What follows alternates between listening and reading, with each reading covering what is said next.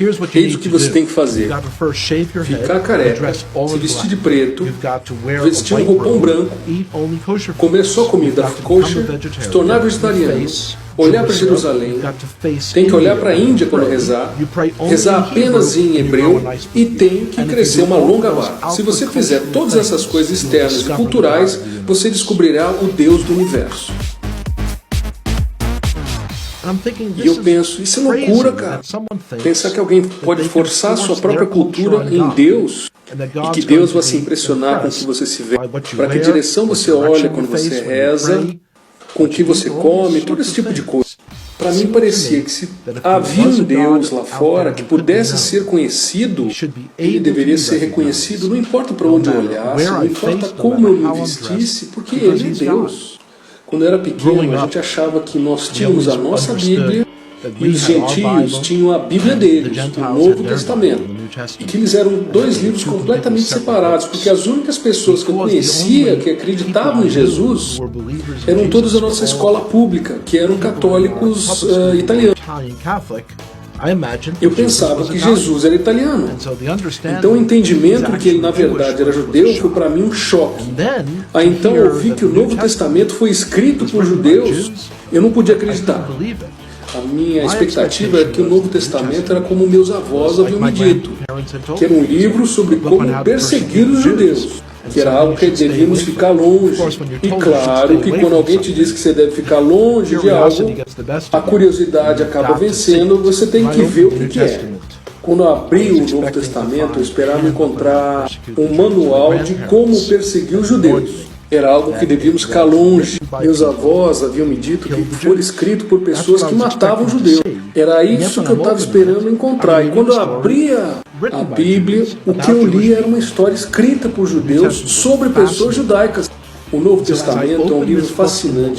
Então, enquanto eu abri o livro na biblioteca, eu olhava em volta para ter certeza que nenhum dos meus amigos estavam olhando. Eu pegava uma Bíblia cristã da estante, aí eu abri e lá estava na primeira sentença, diz: essa é a genealogia de Jesus, o Messias, o filho de Davi, o filho de Abraão.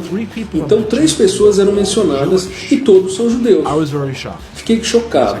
Enquanto eu continuava a ler, eu estava lendo a história de um judeu que nasceu em uma vila judaica, em uma terra de judeus, e que um belo dia entra numa sinagoga e anuncia que ele é o Messias. Quanto mais eu lia as palavras de Jesus, mais eu ficava atraído por ele. Era tão lindo quanto qualquer outro trecho que eu havia lido na nossa Bíblia. Cheguei à conclusão que Yeshua, Jesus, era o Messias. Para mim ficou claro que isso era a coisa mais judaica que eu poderia fazer. Aquela não era uma pessoa que era um renegado do nosso povo. Ela era a pessoa que havia sido prometida pela nossa Bíblia. O capítulo 53 de Isaías é fantástico. Se você apenas ler aquele capítulo sem a Bíblia em volta, você diria: epa, essa é uma Bíblia cristã. Esse é o Jesus. No entanto, quando você percebe que está no meio da nossa Bíblia, a nossa Bíblia judaica, quando eu passei a acreditar e ter fé, eu não ousava contar ao meu pai, porque era um tempo nos anos 70, quando haviam vários gurus e seitas. E ele estava preocupado que eu me envolvesse numa dessas seitas malucas e partir por algum lugar aí. Então eu esperei por meses. E quando finalmente eu contei a ele, ele ficou cético. Por conta própria, ele começou a ler sobre Jesus também. Mais ou menos 1 ano e meio depois, eu falei para ele que a pessoa que escreveu um dos livros que ele estava lendo, o cara ia dar uma palestra na cidade de Nova York. E ele concordou em ir comigo para ouvir aquela pessoa. E um dos momentos mais maravilhosos da minha vida foi quando o palestrante falou: aqueles que são judeus e acreditavam em Jesus, levante a mão. Eu levantei a mão, meu pai também levantou a mão.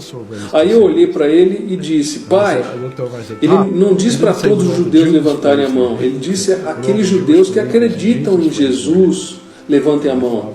E meu pai olhou para mim e disse: sim, eu vi bem o que ele disse. A decisão de acreditar em Jesus como Messias não era algo momentâneo, não era uma mania passageira. E eu podia ver mudanças em mim mesmo que eu sabia que não partiam de mim mesmo.